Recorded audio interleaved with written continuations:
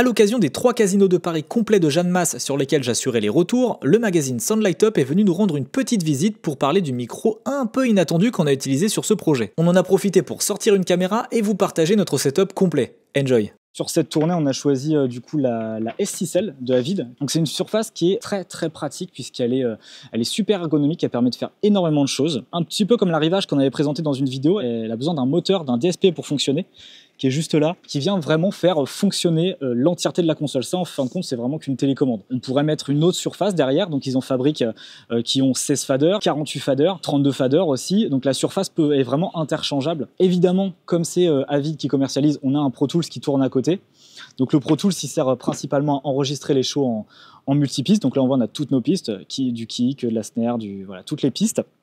Et comme on est vraiment dans un écosystème, c'est ça qui est vraiment bien. Quand j'enregistre et que je passe une mémoire, en fait, j'ai un marqueur qui se crée au moment où j'ai passé la mémoire. Donc ça facilite vraiment le workflow d'avoir le logiciel et la console qui sont dans le même écosystème, qui travaillent ensemble. Puisqu'on parle des mémoires, évidemment, aujourd'hui, c'est quelque chose qui est assez incontournable, les mémoires. Donc tout le show est encodé, chaque chanson est encodée dans la console. Évidemment, c'est différent sur chaque console, donc on ne va pas trop rentrer dans le détail. Mais donc j'ai ici une ligne par chanson. Donc chaque chanson, c'est un programme enregistré dans la console qui va rappeler en quelque sorte des paramètres dans la console. Chaque paramètre, vraiment le moindre petit paramètre dans la console peut être ce qu'on appelle nous recoller, donc rappeler à un certain état. Donc par exemple, toutes les tranches ici, donc là on voit que ce sont vraiment toutes les tranches de ma console. Donc on a toute la batterie, on a la basse, on a les claviers, les séquences, les voix. Et là, tout ce qui est en rouge, c'est ce que je vais choisir ou pas de rappeler comme tranche. Donc là, on voit que de mon kick à mes voix, toutes les tranches actuellement sont rappelées. Mais on n'est pas obligé de venir rappeler tous les paramètres. Je viens rappeler uniquement la position des faders, la position des mutes, tout ce qui est compression et tout ce qui est envoi dans les mix, puisque moi je fais des retours ici sur cette console, donc j'ai principalement besoin de venir rappeler les niveaux des instruments dans les mix. On a un serveur Waves, donc le serveur Waves, c'est vraiment ce qui va faire tourner tout le processing des plugins. On a aussi une reverb en Bricasti, une reverb physique. Pour la voix de Jeanne, j'ai vraiment une reverb physique, ça me permet de décharger l'ordi, et ça me permet aussi que si jamais on a un fail du serveur, on a quand même cette solution hardware qui est toujours là. Voilà. De toute façon, la reverb de la voix, elle est redondée. Je l'ai et dans les plugins et en physique. Donc ce serveur Waves va vraiment venir gérer les plugins qui sont ici. Donc à peu près sur chaque tranche, je vais avoir des plugins. C'est exactement les mêmes plugins Waves qu'on peut retrouver sur un DAW comme Pro Tools, Reaper quand on mixe chez soi en studio. Je les ai là en real time sans aucune latence. Ils tournent directement dans la console. Et donc chaque paramètre, pareil, comme les paramètres de la console, chaque paramètre de chaque plugin est recollable. Ça veut dire que si je viens bouger tel paramètre dans mon plugin, si je fais store, ça va être enregistré et quand je vais passer ma mémoire, le plugin va revenir exactement à cet état-là. Donc il y a vraiment toute cette intégration qui en fait que pour nous, avec Clem qui fait la face qui est derrière la caméra, on a vraiment un écosystème qui nous plaît, qui permet vraiment de ne pas avoir à s'embêter à être dans 10 000 environnements, devoir allumer 50 PC, devoir charger des logiciels, etc. Là, on allume la console, on a quasiment tout. Donc une fois que je fais mumuse avec mes faders, que je fais du son, que je mixe toutes ces sources, le kick chez le batteur, etc. machin, ça part dans les émetteurs in-ear monitor qui sont juste là dans le rack HF. Donc au total, on en a 5 pour un total de 10 liaisons donc en PSM 1000, P10R+ en récepteur et donc P10T en émetteur. Donc chaque petit écran vert là, c'est un émetteur qui émet sur une fréquence un mix de in-ear monitor pour un artiste. Donc j'ai le mix de Jeanne, le mix de Hugo, le mix de Pascal, Erwan, etc. J'ai aussi tous les mix des techniciens. Du coup, ces liaisons sortent dans un combiner d'antenne qui lui ensuite sort vers l'antenne d'émission qui est juste là. Et ça arrive au pocket, les pockets, il y en a un là par exemple, ça arrive au pocket dans lequel l'artiste branche ses écouteurs, son casque, et donc il l'allume et il a la possibilité d'avoir son mix sans fil. Juste à côté, on a les micros HF. Donc là, j'ai 6 liaisons de micros. Donc on est sur de la D4Q et sur de la D4D. Donc ce qui change entre les deux, c'est juste que la D4Q a 4 canaux de réception et la D4D en a que 2. et c'est couplé derrière à des AD2. Alors là par exemple c'est un peu spécial parce que c'est l'AD2 du régisseur du coup qui peut me parler dans mes oreilles pendant le spectacle. La spécificité c'est qu'il a cette petite bague de mute là. Un micro normal, un AD2 classique ne l'a pas. Ça c'est vraiment un ajout qui permet de ouvrir ou fermer le micro. Donc c'est très pratique justement pour faire des talks, pour parler pendant le show. Puisqu'on peut laisser le micro allumé en permanence et dès qu'on a besoin de parler, on se met en on, on parle. Voilà, on entend, ça sort d'ailleurs dans la petite enceinte de talk qui est là.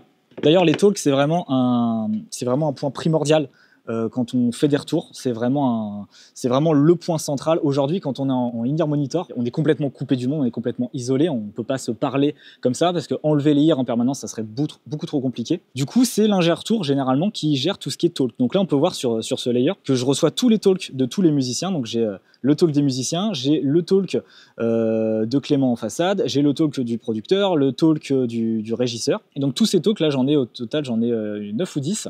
Je les mixe, je les envoie dans les oreilles des musiciens, je les envoie dans les enceintes de talk qu'on a en façade et ici. Je les envoie dans mes ears à moi, parce que c'est important que moi, dans les ears, j'entende en permanence toutes ces communications. Il faut qu'en permanence, peu importe ce que j'écoute, si j'écoute le kick en solo, si j'écoute un mix, il faut qu'en permanence, je sois capable d'écouter si le batteur me demande plus de clics, si Clément a besoin de régler quelque chose sur un micro, si le régisseur a besoin de me dire l'artiste n'est pas prête, il faut qu'on retarde. Donc tous ces talks, c'est vraiment très important. Aujourd'hui, quand on fait des retours, c'est vraiment le premier truc qu'on doit setup quand on setup sa console chez soi. C'est vraiment cette affaire de talk. Il faut bien la gérer et bien la penser en fonction des besoins qu'on peut avoir. Et juste au-dessus des HF, pour revenir au HF, on a ce petit bébé qui est un XT600 qui est un analyseur de spectre. Son seul but, c'est d'analyser le spectre, littéralement. Comme on a pu le voir dans la vidéo 72 heures en tournée juste avant, je m'embêtais à faire un scan avec les récepteurs. Donc les récepteurs de micro, je faisais un scan ici.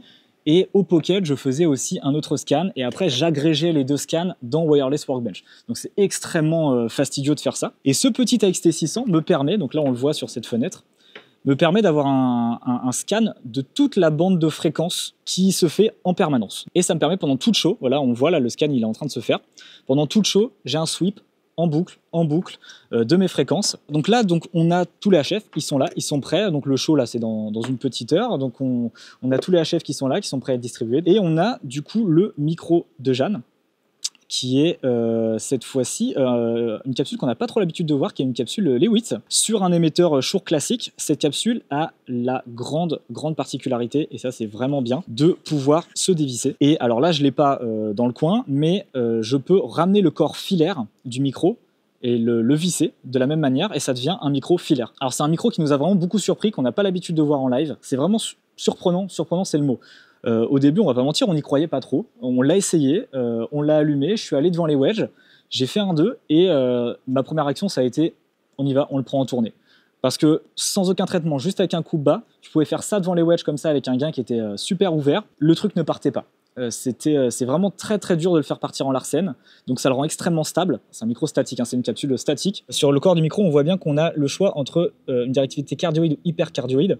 Et donc ça, pour accéder à ce réglage, il suffit de dévisser simplement la bonnette anti-vent. Et on a un petit sélecteur ici qui permet de passer la directivité de cardioïde à supercardioïde. Donc ça, c'est super pratique. Donc il accumule quand même des points très positifs, ce micro. Donc en plus de pouvoir se dévisser de son embase fixe pour passer sur un transmetteur HF, on peut en plus choisir sa directivité. Je l'ai passé en hypercardio parce que j'ai des side fills, du coup de part et d'autre de la scène, et ça me permet, quand la chanteuse est au point lead et chante, d'avoir une réjection maximale sur les côtés. Bon, ici le dernier élément, voilà, c'est les antennes de réception HF. Bon, bah, pas grand chose à dire là-dessus. Et puis le plateau, bah, mine de rien, on a un plateau assez classique. Le guitariste en Kemper, ce qu'on appelle un profiler, hein, simulation de guitare, pas d'ampli, uniquement ce Kemper et ses pédales. Il a quand même un petit peu de pédales en outboard. Donc il a 2 guitares électriques et une guitare acoustique. Le poste de basse, lui, il est déjà un petit peu plus violent, puisque là on a vraiment ce qui est typique, hein, d'un poste de basse des années 80. Donc on a un micro-Korg et un Moog. Et il a quand même deux basses, on va dire classiques, et une fretless qui sert sur un morceau ou deux à avoir vraiment un son un peu contrebasse. C'est un peu comme ça que je le définirais, qui est assez sympa. Le kit drum avec ce magnifique mur du son qui plaît à nos amis les lighteux. Donc on a un plexi parce qu'évidemment, capsule statique, capsule statique plus chanteuse très proche, le point lead, hein, il est ici, il est vraiment très proche de la batterie. Choriste en plus, juste à côté, 2 choristes. Plexiglas obligatoire pour éviter trop de repisse des cymbales dans le micro lead. Donc voilà, on a un kit assez classique pour de la pop. On a 2 caisses claires, batterie acrylique. Au niveau des micros, tiens, bah attends, tu peux nous faire un petit tour des micros, Clem. Qu'est-ce qu'on a en... Petit M80 à la caisse claire top, petit Beta 57 caisse claire bottom, petit M201 deuxième caisse claire top et un deuxième M80 à la bottom, D2, D4, D6 sur les 3 tomes, Audix, ouais. Audix, intérieur Beta 91A et un D6 externe, et mes petits chouchous, les M160 de Beyer Dynamic, micro ruban, cardio. Incroyable. Et ouais, donc il y a aussi des trigs. On n'a pas parlé, mais il y a du coup des trigs. Ça, c'est des petits capteurs qui permettent de déclencher des sons numériques. Donc il y en a un et un là. Donc dès qu'il joue du kick ou de la snare et que les trigs sont activés, voilà, par le SPDSX, il y a des sons préenregistrés qui vont sortir. Donc ça peut être pour sortir des sons de grossiesse et de caisse claire justement très 80s, très poppy. On n'a pas parlé des DI Nive. Et les DI Nive. Évidemment, donc on est over the budget là sur ce projet, les DI Nive. Et juste à côté, en effet, il y avait aussi la petite pédale, c'est ce qu'on a parlé tout à l'heure pour les talks. Du coup, donc le batteur, par exemple, alors il y en a un à chaque poste, on l'a pas vu sur les autres, mais cette petite pédale, ça permet quand le batteur appuie dessus d'activer son micro qui est là. Et du coup de me parler ou de parler aux autres musiciens. Donc il faut savoir que dans tous les projets quasiment qui tournent aujourd'hui dans n'importe quel concert, tout le monde a des micros, on voit que tout le monde a des micros, mais ils ne chantent pas forcément. C'est vraiment pour se parler entre eux. Dans un concert aujourd'hui, en IR, tout le monde se parle en permanence dans le concert entre eux, pour lancer les chansons, pour se donner les tops, pour changer la structure du morceau. Et puis derrière, il a, comme on peut le voir, un petit SB18 L-Acoustics. Donc ça, il y a principalement le kick et la basse qui vont dedans. Et c'est vraiment, comme tout le monde est en ear et qu'il n'y a pas de wedge et qu'il y a très peu de pression, même s'il y a la pression des subs de la façade, ça permet d'avoir vraiment cet impact du kick qui vient directement dans le dos du batteur. Il est vraiment à quelques centimètres et en fait, ça sert à avoir vraiment l'air qui bouge et qui vient donner cette sensation d'impact au batteur comme s'il était vraiment devant un wedge, devant des retours physiques. Et puis le poste clavier, il est où? Il est là. Avec un Nordwave, un Korg et un Crumar. Ça, c'est un peu moins courant. Du coup, le Crumar, c'est sympa. C'est une sorte de Rhodes avec des sons de piano dedans. C'est assez sympa. Sur les côtés, alors là, le rideau est fermé, donc on les voit très peu, mais on a nos sides. Donc ça, c'est vraiment... Alors, c'est dommage, c'est que le rideau est fermé, donc je peux pas vous montrer la globalité de ce qu'on a en enceinte sur scène, qui permettent vraiment de ramener du son au plateau comme on est en ear, comme il y a une simulation de guitare, comme il n'y a pas vraiment d'ampli basse. Ça fait que sur le plateau, il n'y a pas beaucoup de son. Tu vas peut-être pouvoir le voir en mode furtif. On a 4 wedges au plateau. Ah. La petite annonce qui annonce que le show va bientôt commencer.